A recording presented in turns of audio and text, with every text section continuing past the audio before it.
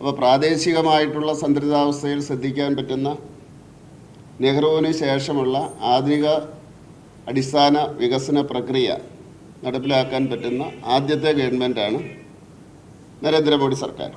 അതുകൊണ്ടാണ് ഞാൻ പറഞ്ഞത് തുടർച്ചയായിട്ടുള്ള ആ പ്രക്രിയ നടക്കുന്നു. അതിൻ്റെ ഭാഗമായിട്ട് 11,11,111 ലക്ഷം കോടി രൂപ അടിസ്ഥാന വികസനത്തിന് വേണ്ടി മാറ്റിവെച്ചിരിക്കും. അതിൻ്റെ കൂടെ തന്നെ 1.5 ലക്ഷം കോടി രൂപ സംസ്ഥാനങ്ങളുടെ അടിസ്ഥാന വികസനത്തിന് വേണ്ടി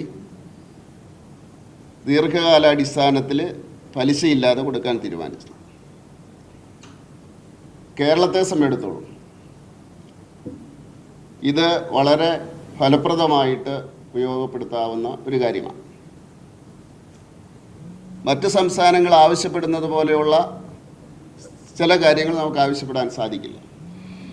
അതിൻ്റെ കാര്യം ഹ്യൂമൻ റിസോഴ്സസ് ഇൻഡെക്സിൻ്റെ കാര്യത്തിൽ നമ്മൾ മുന്നിലാണ്. അപ്പോൾ അതെല്ലാ കാലഘട്ടത്തിലും നമ്മുടെ സർക്കാരുകൾ പറയുന്നതാണ്. അതുകൊണ്ട് കേരളത്തിന് ആ രീതിയിൽ ഞാനിപ്പോൾ പറഞ്ഞ പ്രദേശങ്ങളുടെ ആവശ്യം പരിഗണിക്കുന്നത് പോലെ ഉള്ള ഡിമാൻഡ് മുന്നോട്ട് വെക്കാൻ സാധിക്കില്ല. പക്ഷേ അടിസ്ഥാന വികസനത്തിൻ്റെ കാര്യത്തിൽ ഇത്രയും പണം വന്നിരിക്കുന്ന അവസരത്തിൽ കേരളത്തെ സംബന്ധിച്ചിടത്തോളം അടിസ്ഥാന വികസനം ജനം ആഗ്രഹിക്കുന്നതാണ്. പക്ഷേ നമ്മുടെ പരിമിതികളുടെ അടിസ്ഥാനത്തിൽ സ്ഥലം ഏറ്റെടുത്ത് കൊടുക്കുന്നതാണ് ഏറ്റവും വലിയ പ്രശ്നം. റെയിൽവേയിൽ തന്നെ 3,100 കോടി രൂപ അനുവദിച്ചിട്ടുണ്ട്. അതിൽ 1,000-ലേറെ കോടി രൂപ ഡബിളിങ്ങിന് വേണ്ടിയാണ്. നമുക്ക് സമയത്ത് അത് സ്ഥലം അക്വയർ ചെയ്ത് കൊടുക്കാൻ സാധിക്കാറില്ല. പല പദ്ധതികളും അങ്ങനെയാണ്. അതുപോലെ നമ്മുടെ ഹൈവേയുടെ കാര്യത്തിലായാലും എല്ലാം തന്നെ അതാണ് നമ്മുടേതായിട്ടുള്ള ഒരു പരിമിതി. അതാരെയും കുറ്റം പറഞ്ഞിട്ട് കാര്യമില്ല. ഡെൻസിറ്റി ഓഫ് പോപ്പുലേഷൻ കൂടിയതുകൊണ്ടും നമ്മുടെ സാഹചര്യം അങ്ങനെ ആയതുകൊണ്ടും സ്വാഭാവികമായിട്ടും ജനങ്ങളുടെ അവരെ ബാധിക്കുന്ന പ്രശ്നമാകുമ്പോൾ അവർ ഇടപെടുന്നത് കൊണ്ട് ജുഡീഷ്യറി പോകുന്നതുകൊണ്ടൊക്കെയാണ്.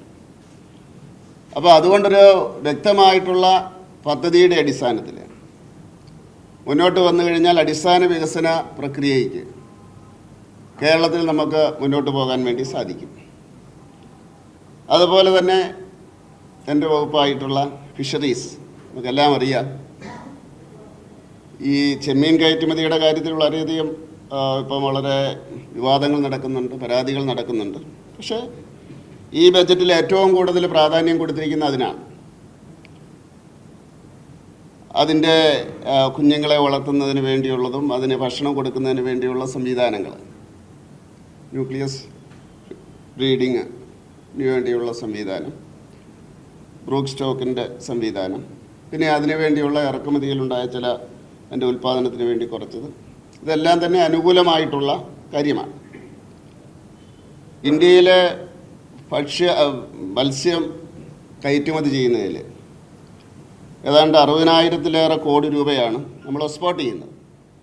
അതിൽ 40,000-ലേറെ ചെമ്മീനാണ് നമ്മൾ എക്സ്പോർട്ട് ചെയ്യുന്നത്.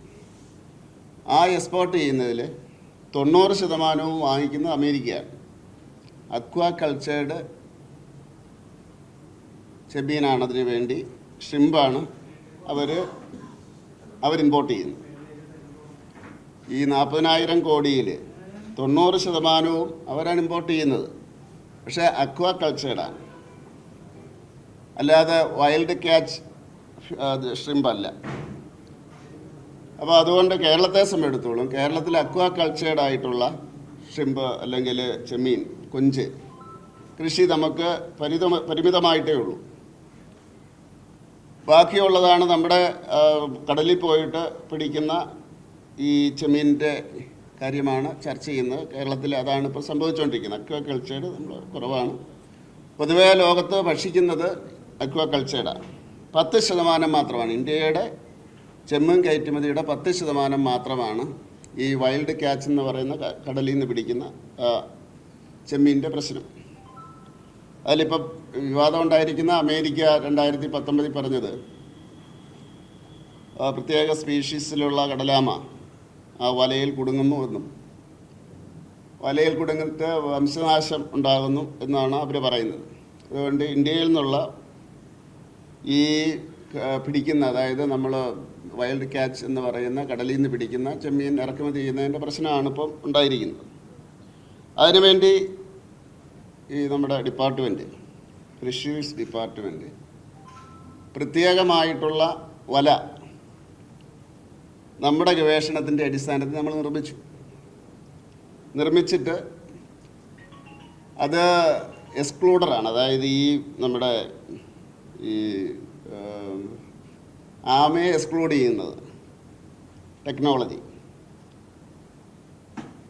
അപ്പോൾ അതുകൊണ്ട് അത് ഉപയോഗിച്ചിട്ട് നമ്മൾ വല നിർമ്മിച്ചിട്ടുണ്ട്. അതിൻ്റെ ഡെമോൺസ്ട്രേഷൻ അവർക്ക് കാണിച്ചു കൊടുക്കുകയാണ്. ആ പ്രശ്നം ആ രീതിയിൽ നമ്മൾ പരിഹരിക്കാൻ വേണ്ടി ദ്രുതഗതിയിലുള്ള നടപടികൾ സ്വീകരിച്ചുകൊണ്ടിരിക്കുകയാണ്. നമ്മുടെ ഇൻസ്റ്റിറ്റ്യൂട്ടുകൾ ഗവേഷണം നടത്തി, സിപ്നെറ്റ് ഉൾപ്പെടെയുള്ള കൊച്ചിയിൽ അവർ ഗവേഷണം നടത്തിയിട്ട് അതിൻ്റെ അടിസ്ഥാനത്തിൽ ഇതിനെ എക്സ്ക്ലൂഡ് ചെയ്തുകൊണ്ടുള്ള സംവിധാനം നമ്മൾ ഉപയോഗിക്കുകയും അതിൻ്റെ അടിസ്ഥാനത്തിൽ ആ വല നിർമ്മിക്കുകയും അവരെ അത് ഡെമോൺസ്ട്രേറ്റ് ചെയ്യുന്ന നടപടിയിലേക്ക് എത്തുകയും ചെയ്തിരിക്കുന്നതാണ്. ഇത് പറഞ്ഞത് നമ്മൾ ഇപ്പം ചെമ്മീൻ്റെ കാര്യം പറഞ്ഞതുകൊണ്ട് ആന്ധ്രാപ്രദേശാണ് ഏറ്റവും കൂടുതൽ അക്വാകൾച്ചേർഡായിട്ടുള്ള ചെമ്മീൻ ഉൽപ്പാദിപ്പിക്കുന്നത്. അതിന് സമാനമാണ് കേരളത്തിലെ അവസ്ഥ. അതിനുവേണ്ടിയുള്ള പ്രോത്സാഹിപ്പിക്കാൻ വേണ്ടിയുള്ള എല്ലാ സംവിധാനവും കേന്ദ്ര ഗവൺമെൻറ്റിൽ നിന്നുണ്ട്. അതിന് ആൾക്കാർ മുന്നോട്ട് വരികയാണെങ്കിൽ മാത്രമല്ല, ഈ രംഗത്ത് R&D അത് പ്രൈവറ്റ് രംഗത്തുള്ളവരും കൂടി അതിന് തയ്യാറാകണം എന്നാണ് എനിക്ക് പറയാനുള്ളത്. പലപ്പോഴും നമ്മൾ കോമ്പീറ്റ് ചെയ്യുന്ന അവസരത്തിൽ, വികസിത രാജ്യങ്ങളുമായിട്ട് കോമ്പീറ്റ് ചെയ്യുന്ന അവസരത്തിൽ R&Dയുടെ കാര്യത്തിൽ അവിടെ പലപ്പോഴും അവരുടെ പ്രൈവറ്റ് കമ്പനികളാണ് മുന്നോട്ട് വരുന്നത്. അപ്പോൾ നമ്മുടെ പ്രൈവറ്റ് രംഗത്തുള്ളവരും അതിന് മുന്നോട്ട് വന്നു കഴിഞ്ഞാൽ ഇങ്ങനെയുള്ള കാര്യങ്ങൾക്ക് നമുക്ക് ഗുണം ചെയ്യുന്നതാണ്. അപ്പോൾ ഫിഷറീസ് രംഗത്ത് വളരെയധികം പ്രയോജനങ്ങളുള്ള ഒരു ബജറ്റാണ് ഇത്. ഈ ബജറ്റിൽ അതുപോലെ തന്നെ കാർഷിക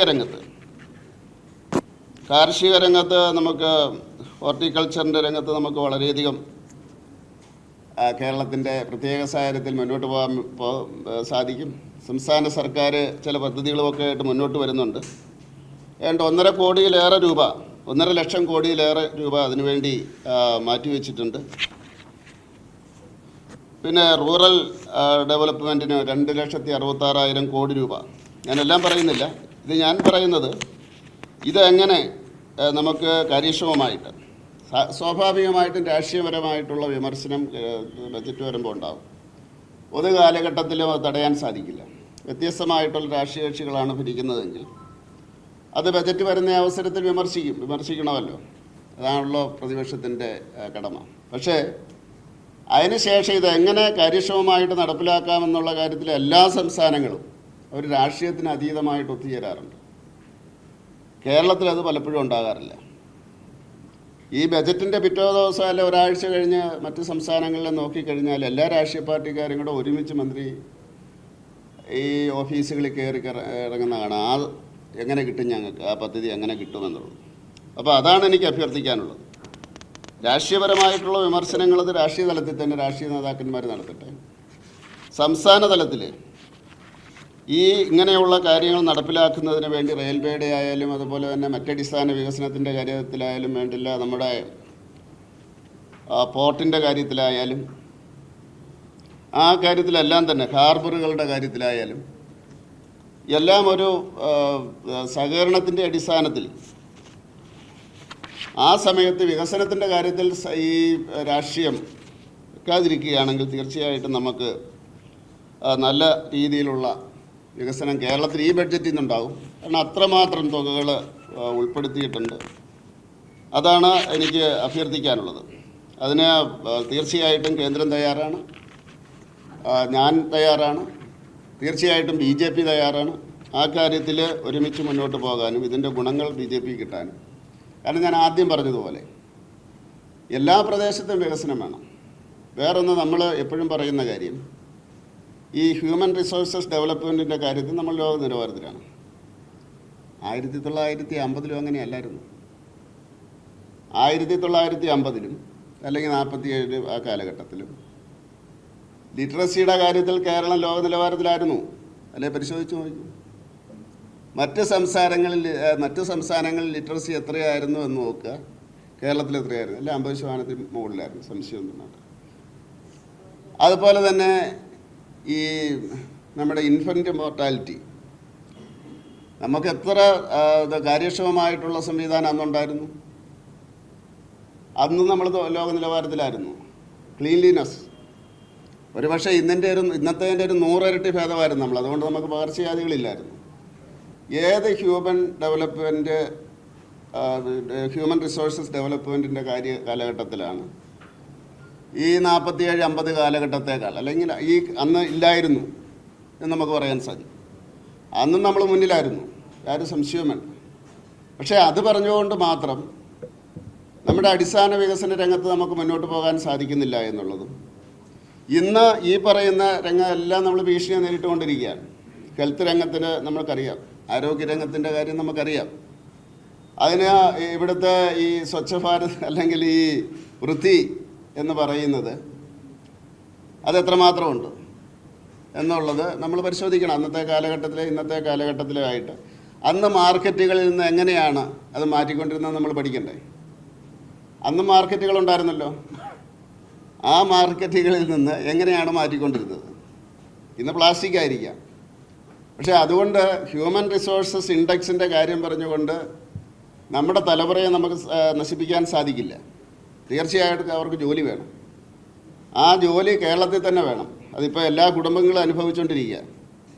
അതൊരു റിയാലിറ്റിയിലേക്ക് വന്നിരിക്കുന്നു, ജീവിതത്തിലേക്ക് കയറി വന്നിരിക്കുന്നു. അത് മക്കൾക്ക് ജോലി കേരളത്തിൽ വേണം. ഒരു മകനോ മകൾക്കോ എങ്കിലും ജോലി കേരളത്തിൽ വേണമെന്നുള്ളത് കേരളത്തിൻ്റെ ആവശ്യമായിരിക്കുന്നു, ഓരോ വ്യക്തിയുടെ ആവശ്യമായിരിക്കുന്നു, ഓരോ കുടുംബത്തിൻ്റെ ആവശ്യമായിരിക്കും. അതിനെന്തുകൊണ്ട് നമുക്ക് യോജിച്ചുകൂടാ? ഒരു സമൂഹത്തിൻ്റെ പ്രശ്നമല്ലേ? അതുകൊണ്ട് ആ രീതിയിൽ ഇതിനെപ്പറ്റി ചിന്തിക്കണം എന്നാണ് എനിക്ക് ഇതിനെപ്പറ്റി പറയാനുള്ളത്.